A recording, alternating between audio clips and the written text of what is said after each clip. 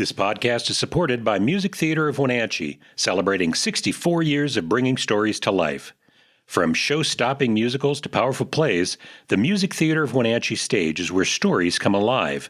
Now they are writing the next chapter, and you can help make it happen.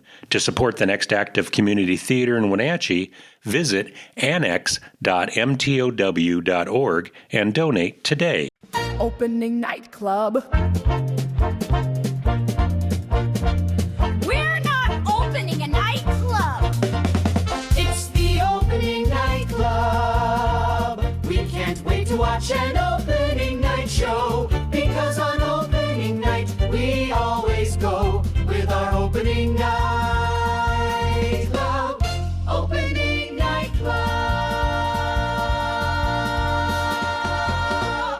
Welcome to the Opening Night Club podcast. This is the podcast where we get together every week to discuss and celebrate local theater all over Central Washington. I am your host, Kevin McKee, and believe it or not, with me today, I have author, playwright, raconteur, and friend, Skyler Cuthill, and we have a surprise guest. Who could it be, Kevin? Who's the surprise guest? I'll tell you, Skyler, we've got with us the local actor and founder of Third Job Theater, JJ Hernandez. And my friend. JJ Hernandez. How you doing, JJ? I'm doing very well. Thank you guys so much for letting me stand in.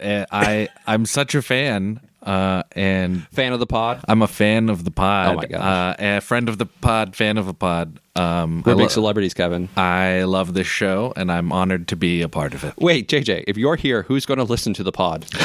We lost our one listener. We've been fools. Well, and I will bring up, the reason this one happened is we went to a show this week, and JJ said, I really want to talk about this on the podcast. It's true. So we're going to be talking about that later because we actually saw a whole ton of theater this week. We kind of thought the season was over because the high school shows have wrapped up, which is when there's a lot of shows going on. But actually, just like independently, we saw a lot of shows this past week. There's a lot going on. Yeah. Legally Blonde, of course, opened 2 weeks ago, and it was closing this week. But at the same time, there was other shows. Right now, they should be having their cast party. I think they are. Why am I? They have like a pool and drinks. Why am I here? It's an open bar, man. I could be hanging out with the Delta News. What am I doing? Nobody parties like the Delta News. Oh my gosh, they're so much fun. They really are. They are a lot of fun. They're going to make you do jump ropes, though, if you go hang out with them. Oh, no. I'm sure. Oh, God, no. In your Constitution hang. Kevin, save me. They've been working on their cardio there. Yeah, they're hard to keep up with. Yeah. So let's talk about what's been going on. So I've done quite a bit this past week. Big week for old Skyler. A lot of tanning. A lot of tanning. No, so so I'm still going to the gym and I'm still tanning, and I was sitting there at the bar with my friend here, JJ Hernandez, and I was relating to him that in the show The Shark is Broken, it's the three primaries, right? Richard Dreyfuss, Robert Shaw, and Roy Scheider, and the setup is kind of that, Richard Dreyfuss is young and hot-headed, and Robert Shaw is like an alcoholic Shakespearean master, and they're constantly clashing, and Roy Scheider's kind of stepped back, and he's okay, and he kind of enjoys the whole thing. And I was telling JJ that, like, the other guys, they have a lot to memorize, so, like, they have really big workloads, but I'm all right. I'm tanning, I'm working out, I'm doing good. And JJ said, oh, you are actually entering the Scheiderverse, this character. I went, oh my God, that's incredible. I am. I'm about to be in The French Connection and become a big shot. But it's funny. Dramatic parallels or what have you. I think you totally need to copyright into the Scheiderverse. Yeah? Yeah, you've used it a few times, and it feels right. I'm going to strike while the iron is hot with the Roy Scheider fandom. I think so. You think Marvel's going to have a problem with that? No. Those guys are notoriously chill with everybody. So Shark is Broken is still going, and then I went to My Fest, which is Leavenworth May Day, right? And I used to walk actually in that with the goats on the parade route. I haven't in a long time. But it was fun. I love My Fest, and it's bigger now. It has a fest hall component. Yes. Yeah, so they never have before. They had the maypole, and Briar students come out, and they dance around it, and so on and so forth. They have a little parade. And they had the one and only Manuela Horn at the fest hall.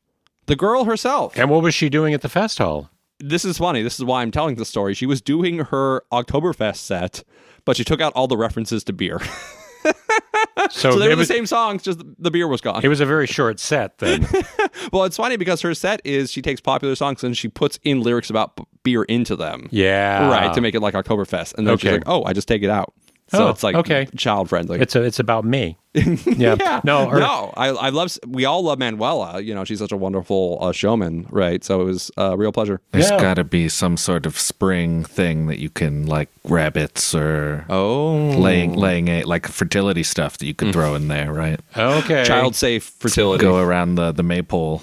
I think that one might be a tough one. Yeah. I think they probably still drink beer at Mayfest, don't Oh, they? 100%. I drank beer at Mayfest. Yeah, it seems like that's how you get people to go to those kind of festivals. No, is- the big draw for Mayfest in Leavenworth is the Bernie's Mountain Dog Parade. Oh, yeah. That is the Oh. thing. That is what you must see. So did you go see it? No, I was working. Oh, you didn't poke your head out of the Krampus cave? I work in a basement with no windows. I get to no sunshine and no fluffy dogs. And that's the way he likes it, folks. Those, when I used to walk my goats in the parade, one of those Bernese Mountain Dogs ones attacked one of my goats.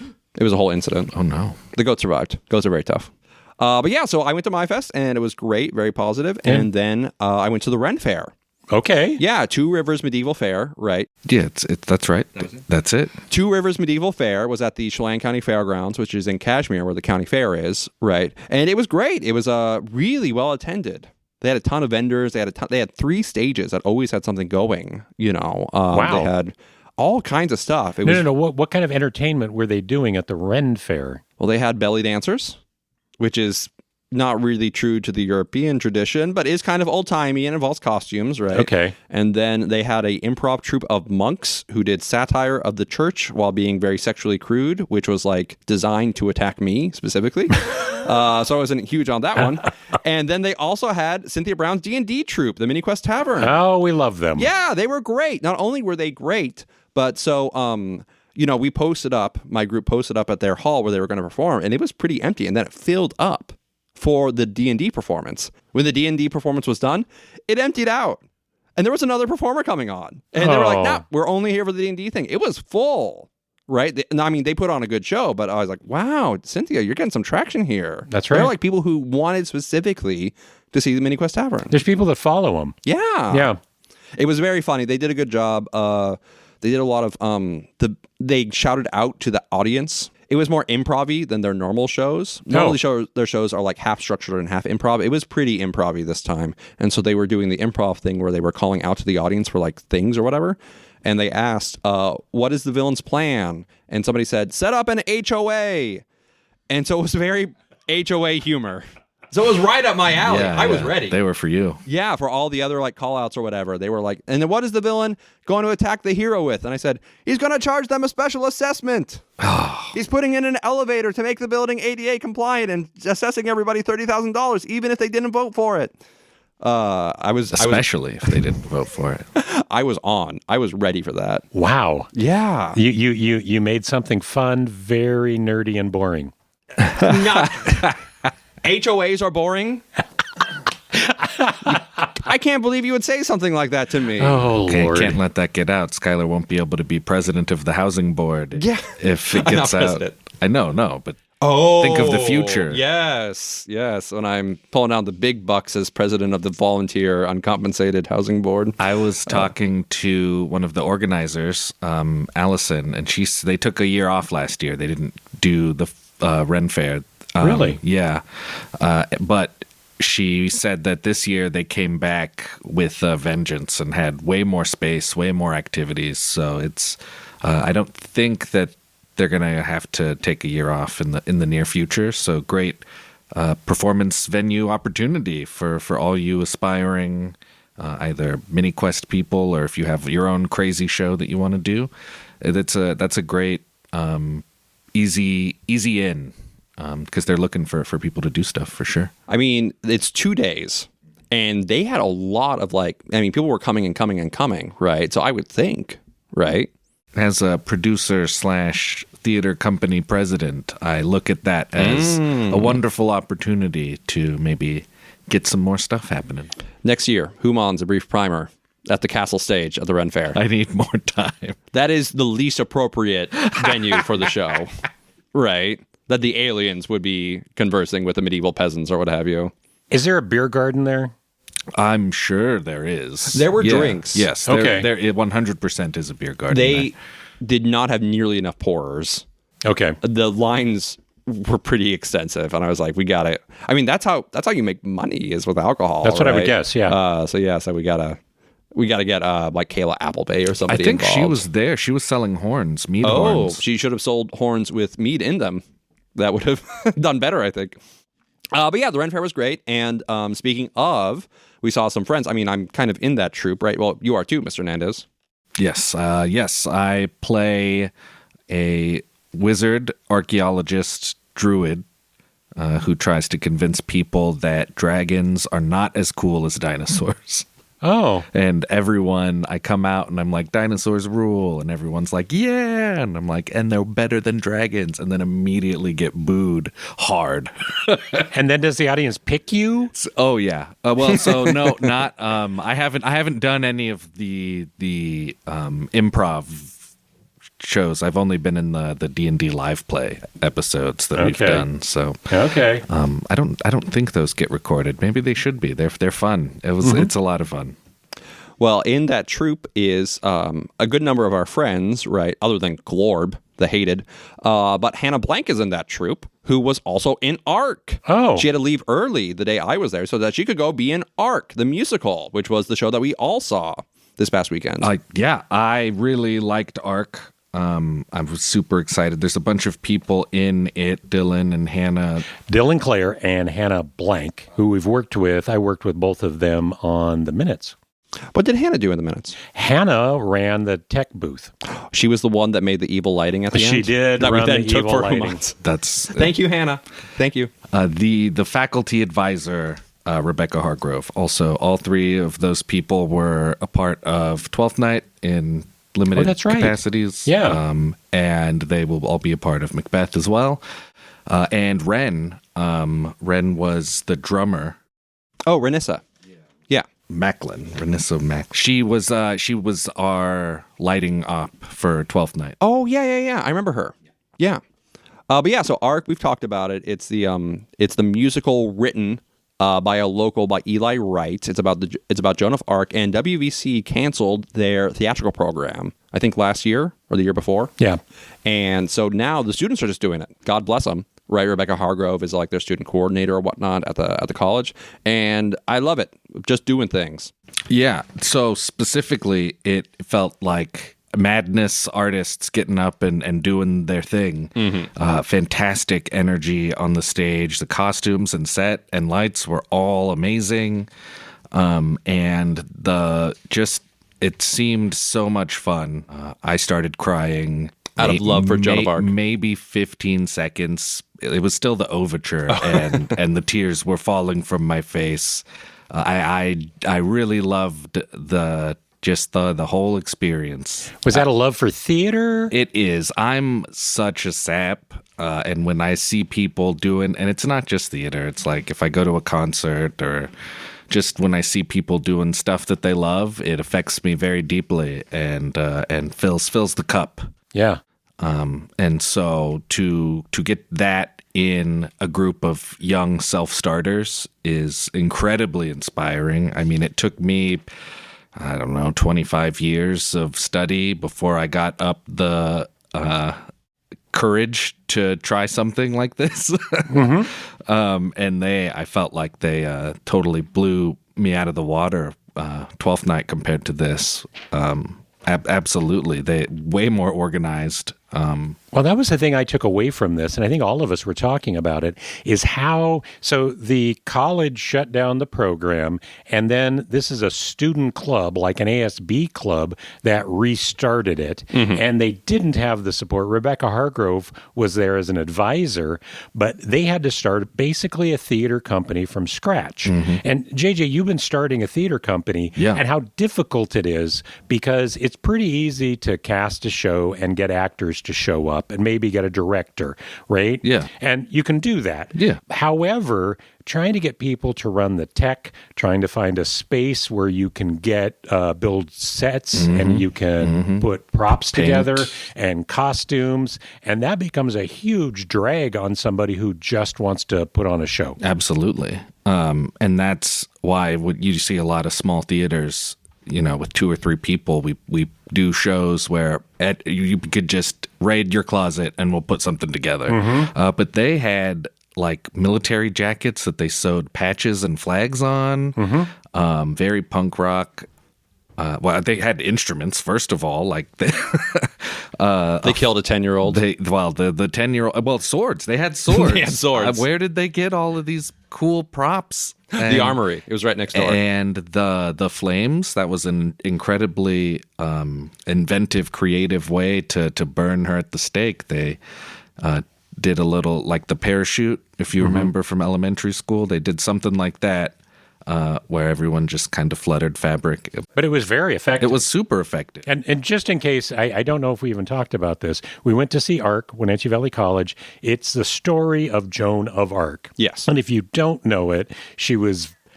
Spoilers for Joan of Arc. The show's over. They can't see it anymore. They can't see it anymore. No one will ever know the story of Joan of Arc. But the story of Joan of Arc was she was visited by angels, and they told her that it's up to her to save France from the English. And so she went to the Dauphin. She went to the Dauphin and told him that God was sending her and she was going to deliver France from the English.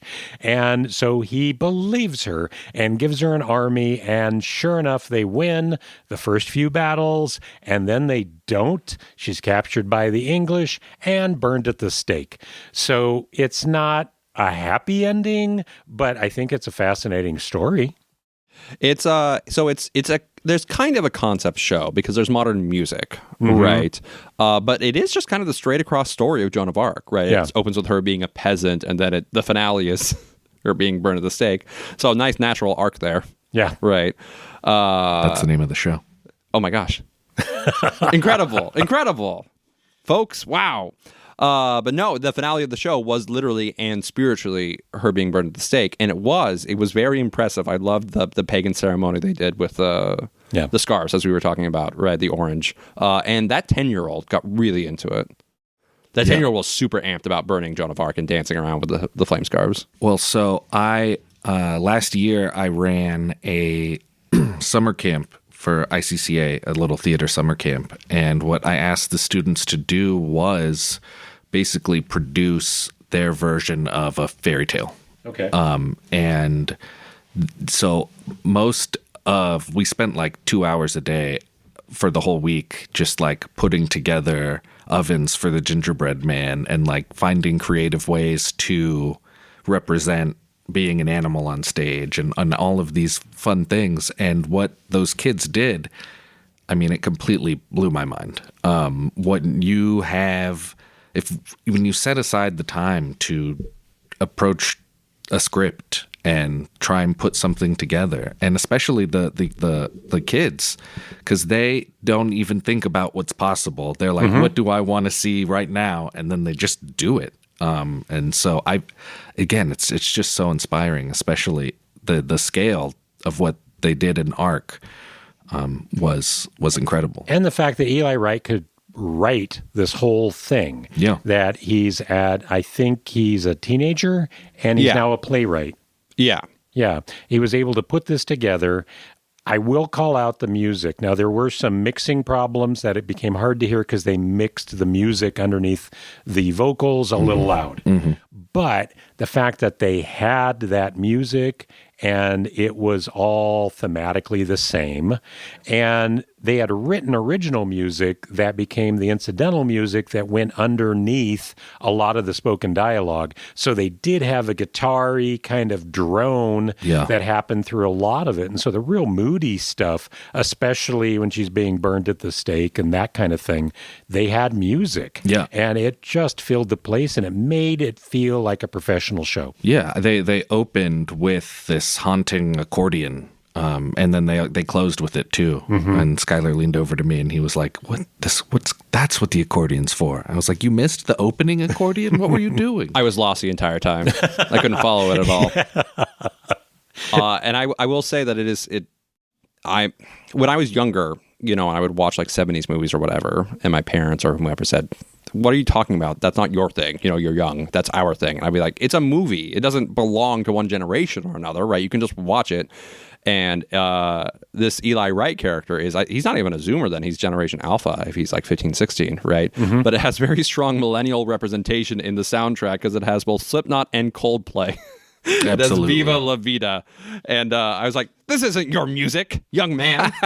This is my generation. We listen to this. Who told you about this? Slipknot? At least Coldplay's still around. Slipknot? Are we joking? I think Slipknot's I still think around. Slipknot's still around. Yeah?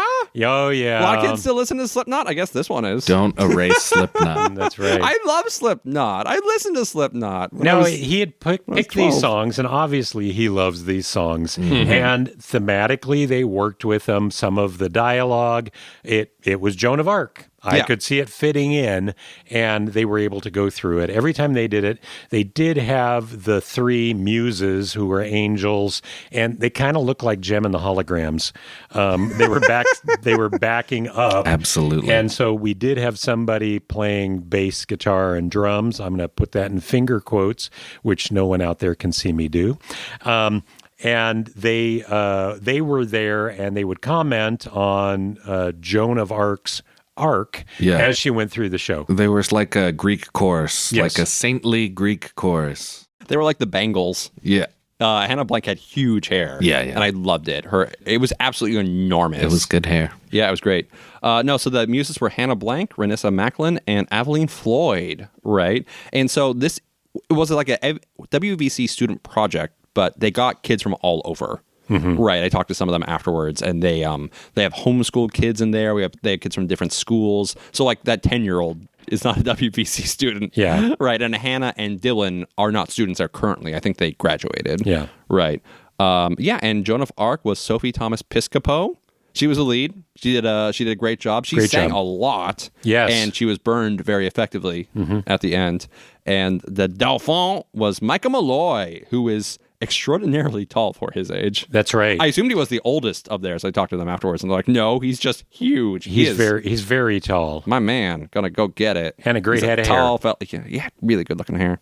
And then John of Bedford, who was like the Darth Vader of the show, was Dylan Clare, who we were talking about earlier, right? And then a final one I wanted to call out was Bishop Beaufort was James Harnish, and it was like I said this before, but it's like Warhammer 40K Christianity.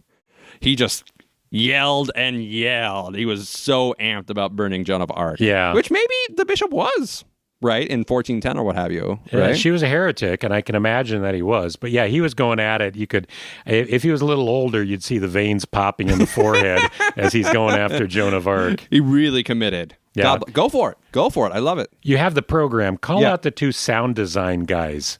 The two sound designers were Liz Ray and Garen Williams. Yeah, and honestly, I think that was the thing that I came away from it thinking, I don't know that I've ever heard anything like that out of a local production. Yeah. Where you've got original music that they're using in between the scenes. Yeah. I absolutely. If you were in this show, you want to do more things, please reach out. Talk to Kevin, Skyler, me, to go to an MTW show and talk to Cynthia or Jeff or Vicky behind the bar. Well, you guys are too young for that. No, Eli Wright and company, great job. But yeah, and that's the thing is to iterate, right? Wonderful. Let's get you in the system. You have to keep going. You have to keep going. Build on it. I do want to call out Ashley Jensen, who is the co-director and I think was doing a lot behind the scenes. Yeah. We didn't see her on stage, and she wasn't the one that was out who wrote it, but I think she was the coordinator for a lot of the stuff that made this show happen. I heard she was one of the ones that was like critical to like pulling everybody together, which is a big job. Yes, and I think that was what we took away from it is like, oh my gosh, these kids were able to do this on their own because it's difficult to get theater people to work together. Especially for the time it takes to put on a show. Yeah, It's yeah. easy, to get, like you said, get people in a room once. It's all love, but after 6 weeks or whatever, and you say no or they say no to you with one of your ideas, and you're like, okay, we'll get ready. We'll get these knives sharpened. So I do want to thank everybody who was putting together ARC. What a fantastic show. I'm just so happy that it happened. Yeah. If you missed it, I'm sorry, but I hope they put something else together. They talked about the operation as though it was going to be a going thing. So I would sure hope we hope would so. see I something. sure hope so. Wells Hall is not a bad space. I would hope they would utilize it. Really good. Yeah, I was talking to Mike Locke, and he said that before they shut down the program, they had renovated a lot of it. They have new curtains, new lights, new microphones. So, they are set up to succeed in that facility. Good parking. And good parking. I mean, it's nicely accessible. You right? have to know how to get there. Yeah, You but got to go around the back. nice area of campus. It's a pleasant spot. It's nice. Yeah. So we saw ARC. I was able to go see Fiddler on the Roof, and I know that JJ and Skyler weren't able to go because it was in Puyallup. My brother is a music director at Cascade Christian School over there, and he had produced Fiddler on the Roof, and it was an amazing show. They're building a pretty new program. They have a stage that's really more of a middle school stage. I'm sorry, you said Catholic school? No. It's a Christian school. Christian school. Yeah, it's Cascade Christian, and it's in Puyallup. And so they've got a junior high school, and they're growing. Yeah. But they've done some shows in the past. I think they did Sound of Music, and they did Fiddler, and they had a big cast. The orchestra was students, and which they've never done before. They didn't have a live orchestra. It's been running off tracks.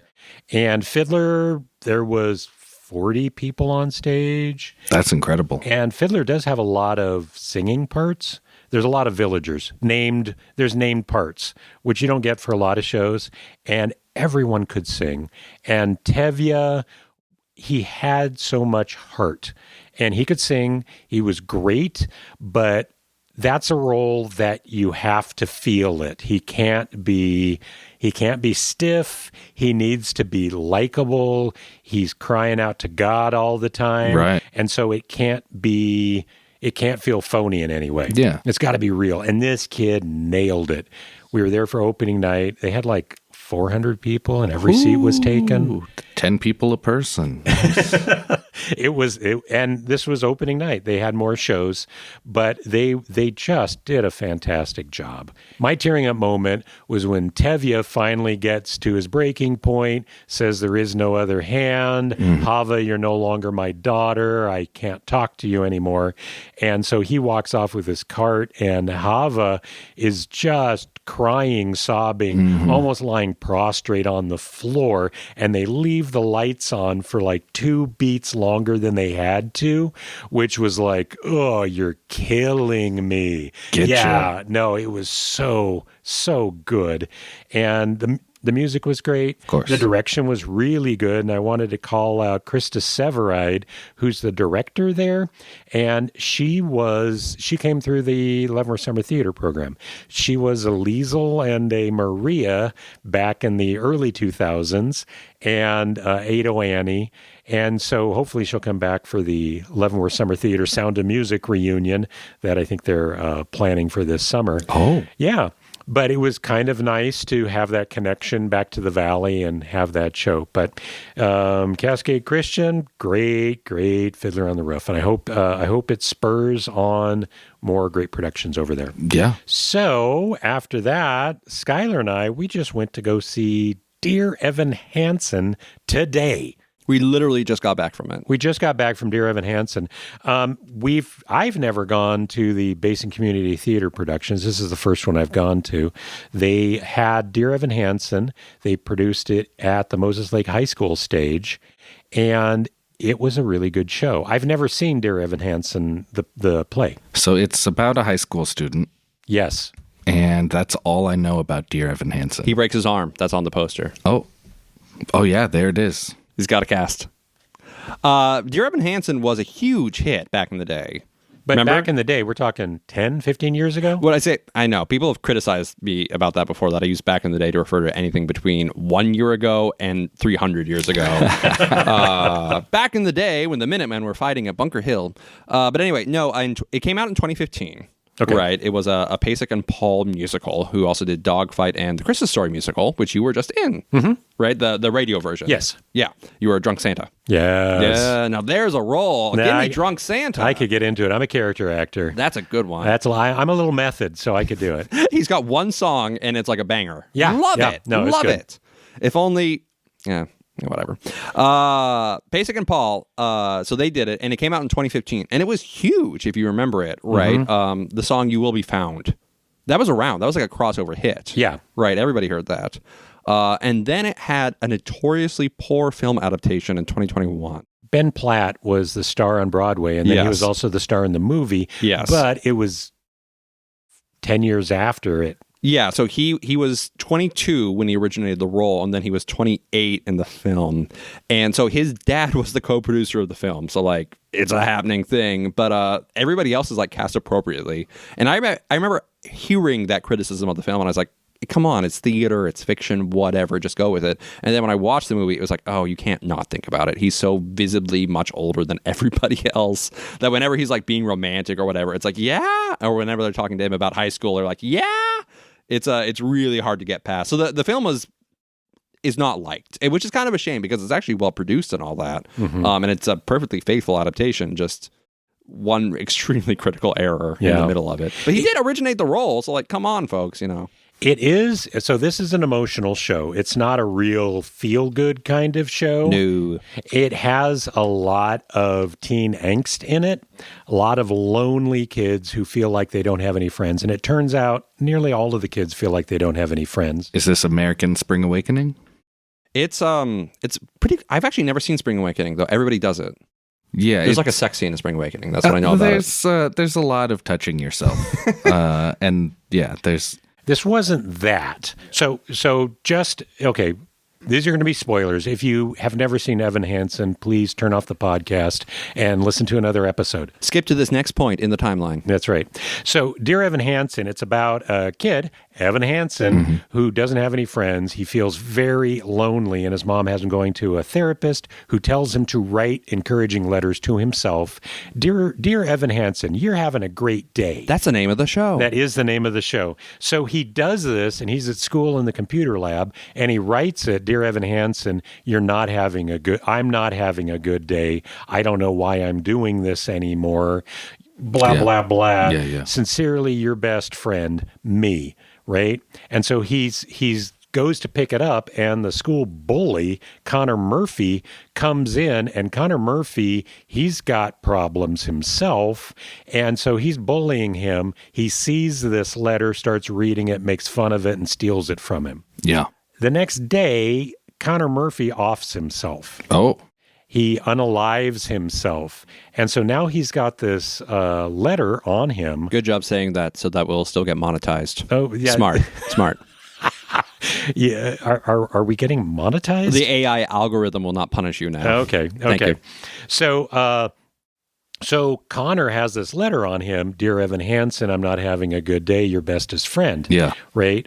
And no one is friends with Connor, and really no one's friends with Evan Hansen, but now you've got a grieving family that bring in Evan and says, oh, he was your friend, and Evan, just trying to be a nice kid, agrees with them. Yeah. And he starts building stories because they're like, we don't remember him ever smiling. We don't remember anything that he was happy about. So Evan starts making up these stories about, how they went out to the fishing hole and they climbed trees, and it made the parents but it got very complicated.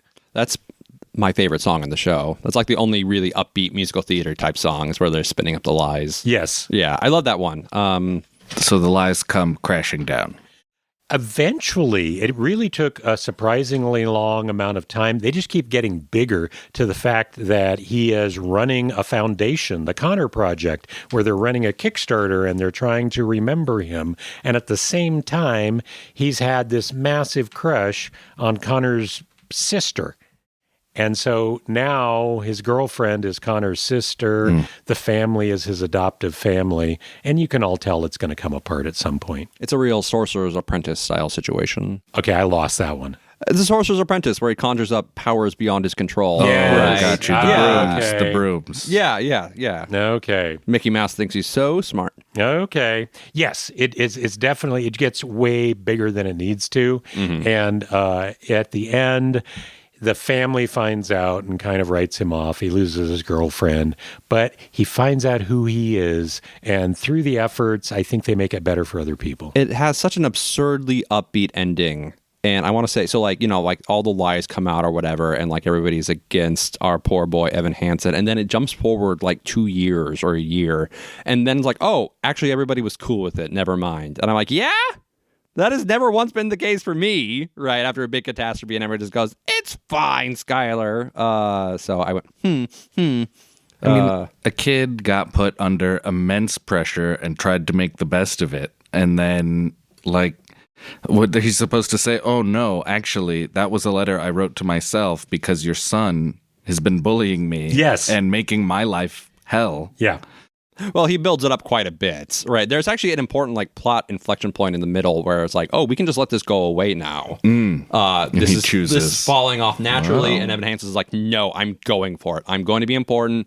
I'm going to get with this chick. We're going to gun this thing. And that's when it changes. That's when it's like, oh, everybody's got an angle. He was a nobody until this happened. Now, everybody in school knows him, that he was best friends with the guy who's no longer there. Yeah. And everybody is kind of bad. Everybody's got an angle in it, right? The programmer friend, wants to make money. There's the vile striver girl who just wants another item on her resume, right? There's the parents who really did not care until he died, and then if only there was something we could have done, So no, it rings true in that sense. Everybody's got a line on it. It's pretty similar to Next to Normal, right? The musical. And I'll say this show, to speak forthrightly, it's like Last 5 Years also, where like I respect it because it's very heavy. It's not your stylish show. No, a lot of very emotional singing, people stepping down stage, and a lot of solo numbers, a lot of I'm so unhappy and I don't know what to do. Yeah. And I prefer like a lot of people kicking. Well, and I will say I didn't see the movie and I haven't seen the show before. It's written very, very well. Yes. We're making it sound like it's laughable. No, it's written very well. You can see this is what's going to happen. The songs are good. Yes. It is emotional all the way through. The three leads are really going to be Evan Hansen, Zoe Murphy, Connor Murphy's sister, and then Jared Kleinman, who is really the only person who knows that Evan has confessed this to, and he's helping Evan by faking emails and that kind of thing. And unlike in the film, they were cast appropriately.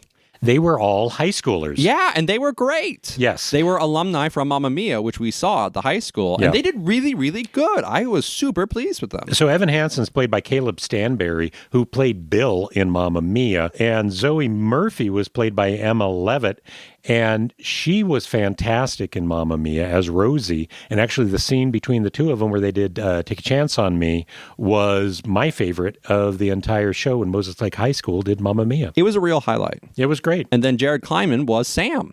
He played Sam. That's actually Seth Martinez was playing Jared Kleinman. Yeah. And he was Sam in Mamma Mia. I think it's great. So they had a good time, and look at them now. They're in the community theater. Yeah. They're doing, and Evan Hansen had like 1 million roles. This kid had a huge lift. Yes. So I was like, wow, great job, kid. Yeah. You really did. You did a wonderful job. The thing I liked about Caleb Stanberry is he came across as a very natural teenage boy. Yeah. He was very awkward and uncomfortable on stage, but pushing through. And every once in a while, he would hit the big notes on his songs, and all of a sudden, his awkwardness would kind of just be shed, and he was singing full out. He had a lot of great little bits, a lot of like weird noises. His timing's really good. And I'm always impressed with that kind of stuff because it's not necessarily like intuitive. You read the script and you just go, okay, now I'll say that line. Yeah. So like it actually takes like comic work to like work that kind of stuff up. Like he did a lot of like like sounds. Yeah. And in human conversation, we make a lot of sounds that aren't necessarily words. So I was like, man, great job, kid. Yeah. Really doing it. No, he was great. Emma Levitt, who really was a standout as Rosie in Mamma Mia, and I think she's on the short list for Apple Awards coming up this next week. Yeah. And so who knows? I think she's up for Best Supporting Actress in a musical. I would think so, because it's Rosie, right? Yeah. So I think that's what she's coming up for. But yeah, this was just a really good show. It was solid. All of the vocals were solid. The production of this show at the Moses Lake High School was very simple. Everything was done with furniture. They had a few wagons that they would bring out that would have the furniture on it, and most everything was done in front of the main drape. Yeah. And they had to the sides, they had Evan Hansen's bedroom on one side and Jared's desk on the other side. And so there was a lot of stuff done in front of the curtain. Yeah, and they opened the curtain a couple of times, and they would have a projection. Yeah. Right, because in the show, it was one of the first big shows that addressed social media. So there's a couple of social media sections where people are being mean to me online, and they have mean comments being scrolled across. Yeah. Well, and it was also something, the first time that I've seen, where you have a character who's singing about how I'm so lonely in the world, and he's surrounded by people, and they're all walking around with their phones. Yeah. It that loneliness that everybody else is so involved in their smartphone that they don't see that I'm hurting. Yeah, and everybody is absolutely miserable in this show. Nobody's getting what they want out of anything. Yeah. And I'll say, so we talked about this in the car, but a while ago, I read Man's Search for Meaning by Viktor Frankl. Right. And that book was big a while ago, but I think it's kind of dropped off since then. But Viktor Frankl was a Jewish psychologist that was in the camps in the war. So he had some interesting things to say, right? Because he was the lead psychologist or whatever. The Germans actually put him in charge of that. They were like, you're going to take care of this. And he's like, okay. So he had some very interesting insights. And one of the things he said was that the people who did better in the camps, the people who survived, were generally people who felt necessary. Who felt like they had something important to do, that they had a family that needed them, they had a husband that needed them. They had a purpose. Yeah, and the people who had nothing, they were they would just give up and die, right? And so it is that everybody feels they're just floating through life and they don't know what they're there for. And then I will also say, it went through the book went through a lot of different editions, and one of the later editions, Viktor Frankl in real life had come to America to teach psychology and practice psychology. And he said one of the funny things in one of his postscripts that he found in America was that in Europe, at least pre-World War II Europe, his Europe, was that there, people aren't happy, but they are content because they feel like they have a job. They're dedicated to the state or to God or to their family. They have a very specific place that they're supposed to be in life. But in America, we got rid of all that stuff. And instead, you're just happy. You just live to be happy. And so Frankl said that American depressed patients of his were in a double bind because they knew that they were supposed to feel happy, but they weren't. So then they were like, something's wrong with me because I know I should be happy. Right. So then they're like, it's not just that my life is bad or whatever. Something is wrong in my heart because I should be happy and I'm not. And so he's like, this is terrible. You guys are all totally spiritually trapped. And so this is back in the 50s, before social media, before the media became totally all consuming or whatnot. So the problem has just gotten worse. It's gotten worse. It's accelerated. Existed 70 years ago, and it existed long before then too, but it's just gotten worse and worse and worse and worse, So Connor, after he ends his main role, does he come back at all? Or Connor Murphy. Yeah. Are there memory scenes that he and Evan act out when they're best friends or what? That is the best song in the show, when Evan is lying about what him and Connor got up to and they have fun. And then Connor also shows up as kind of a ghost imagination figure to harass Evan about the lies he's perpetrating. Conscience. And the interesting thing with Connor Murphy is that he becomes what other people want him to become. And so this whole idea that he had a best friend in Evan Hansen and that they went out without anybody knowing, out to the apple orchard, and they climbed trees and looked at the sky, that the parents wanted that version of Connor. And so now in the memories and the ghosts coming back, what version who is nobody knew this kid, right? He was a complete loner and he had mental issues, and now who he is being defined by Evan and his family. It's very poignant. It was good. No, that's I agree with that. That's very true to life in my experience. Yeah. That after like a big thing, somebody being arrested or somebody dying or something, then people will revise the past to suit the present, which is all of history and all of life or whatever. You're continuously remaking the past, you know. But yeah, so no, it's very intelligently written, right? It's very true to humanity, the human nature, so on and so forth. I would like to bring up the fact that as you're talking about people who are searching for happiness, but they don't have a purpose, I would bring that back to theater. I think that the three of us, our purpose when we're not working or trying to pay the bills is producing theater and making sure that everybody is supporting it. And so there's times where it's difficult. I'm not always happy doing what I'm doing, but I think that is my purpose. And I'd like to encourage other people, join the opening night club, join local theater, get involved. You can find a place where you will have a purpose. And I think that's what humanity needs. Everybody needs to have something they can do. If you can create art, even better. Yeah. We have about 1 million opportunities. Again, we've said it 100 times. We have a shockingly high per capita theater rate here. So we do have a lot coming up if you're interested in sticking your toe in this water. Or if you have friends that you think might be interested in, because probably if you're not already involved in the theater, you're not listening to this podcast, but you might know someone. That's true. Turn them on to it. That's right. Because it is a really excellent resource that we have in the Valley. We're trying to build a bigger tent. Absolutely. Do you know somebody who is a deranged theater weirdo? Change that. Get in there. Screw things up for him. So we liked Evan Hansen. Yes, we really liked the production. We really did like Evan Hansen. Are there still opportunities to see it, or is this one done? That was it. You missed it. That was the final show. Blast. Yeah. So, and as you said, we had never gone to a Moses Lake Community Theater production. It was darn good. It was we good. We were pretty pleased with it, Yeah. right? No, it was quite good. Yeah, so great job team. Good job, Moses Lake. Great job, Basin Community Theater. So coming up this next week, we have the Apple Awards on the 14th. Ooh. For those of you who don't know, the Apple Awards award the best high school productions all over the area. From Chelan High School all the way to Moses Lake High School. They've been nominated. If you go online, you can find out everybody who's nominated. We've got the finalists for Best Actor, Supporting Actor in a Musical, Actor Supporting in a Play, Ensemble, Best Play, and several technical awards. So they will be at the Performing Arts Center on the 14th, and they will be doing numbers from all of the shows. Higgins puts together the show, and he always does a great job. There are bits. It's funny. It's funny. like it's not just for like high schoolers and their families or whatever. Yeah. It's a good show. It's like a whole ceremony. It's a lot of fun. And you probably will need to hunt to get tickets because I think they might be getting close to sold out. Are you for real? I'm for real. Are you joking? That's incredible. Yeah, they've been using this as part of their Every Kid in the Pack, and so they've raised a lot of money, and so every kid that's in a show can basically go for free. Gosh darn freeloaders. We need to let the real people into the High School Musical Awards program, childless 38-year-olds. That's who it's really for. Come on. Yeah. Is it black tie? Huh? Yeah. I think it can always be a black tie. They will have a bouncer at the door. I've never been, to my great shame. Been to the Apple Awards? Yeah. We'll have to go.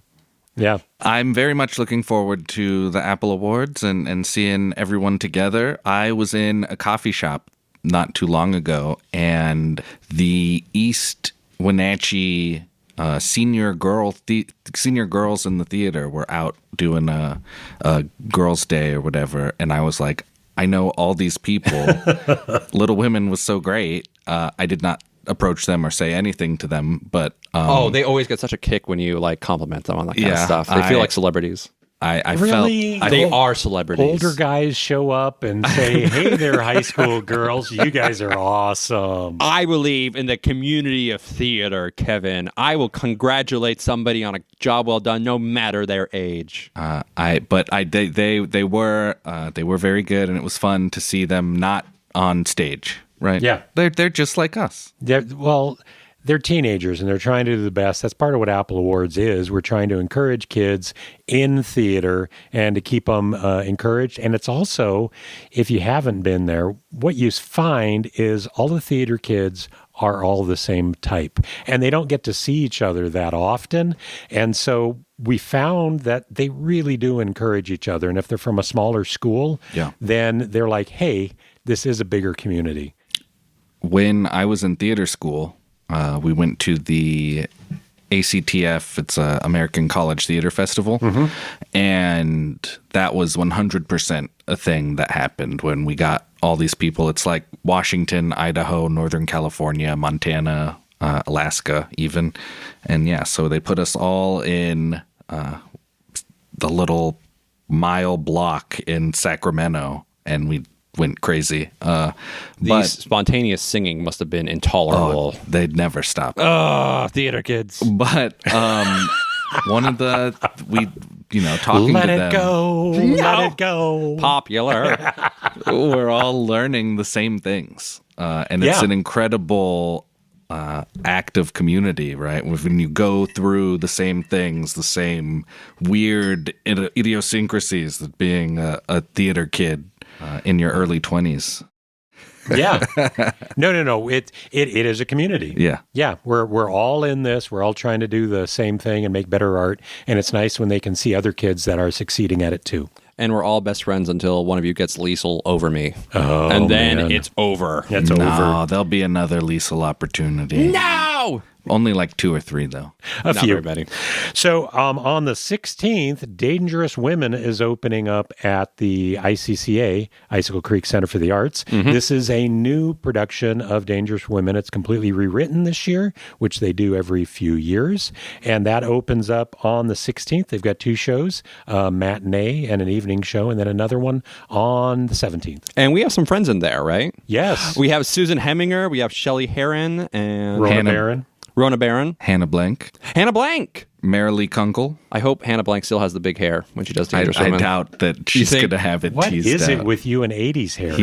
It's huge. It's literally huge. He's into it. He feels safe underneath it. Okay. Okay. So that's what we've got coming up this next week. But you are not going to be at Dangerous Women I am not going to be a Dangerous Woman. because you are. I've got a work thing in Orlando. You poor dear. Oh my gosh. I don't know that you've been to Orlando. It's not a fun place to go. No, it's I don't think I'm ever going to be leaving the hotel. really? Really. You're not going to get some lobster or something? They have lobster in Orlando? Is it fish tacos? No, lobster's in the north, isn't Yeah, it? that's Maine. yeah. Oh my gosh. No. Massachusetts. I'm if I get any nice meals, I'm probably going to have to listen to a salesperson pitch me Timeshares? on no. Are timeshares still a thing? I think they're kind of gone. Oh no, they're still a thing. Oh my gosh. Yeah. No. I would be pitched on like fiber connectors and waterproof containers. If I was in Orlando, I would go get slammed at the nearest Chili's, just with the trashiest people alive in America. There's got to be a better dive bar than Chili's, but I'm sure it's a fine dive bar. Joe's Fish Shack. There we go. That's, Hell yeah. Oh no, if I could find Joe's Fish Shack, I would definitely go there. Me and you, Kev, at Joe's Fish Shack. No, last year we went to the same conference in Nashville, and there was a place not too far outside the hotel that had like deep fried gator and catfish, right? And so we're like, heck yeah, we're going there. And so yeah, we went there and spent all night, drank a lot of beer. How was the catfish? The catfish was actually really good. The gator's not so Ooh. bad. Kind of tastes like chicken. Did you listen to any country music? Yes, they had a live band there. Nice. And they were doing country covers, and it was great. The country music equivalent in Orlando would be like Jelly Roll, Oh. Post Malone. Yeah, no, nothing. No, it was a lot of Garth Brooks. It was pretty classic country. Okay, great, Yeah, wonderful, love it it. was good. Anyhow, Okay, I think I'll be at Dangerous Women, one of the 2 Dangerous Women you'll be performances. at Dangerous Women. Yeah. Okay, and if you want to be part of Opening Night Club, you can be at Dangerous Women too with Skyler. Maybe JJ will be there, and you can be there for an opening night. If you can't be there, make sure you see some theater. There's lots of stuff going on. We've got some extended runs, but if you can, always make sure you're part of the next opening night.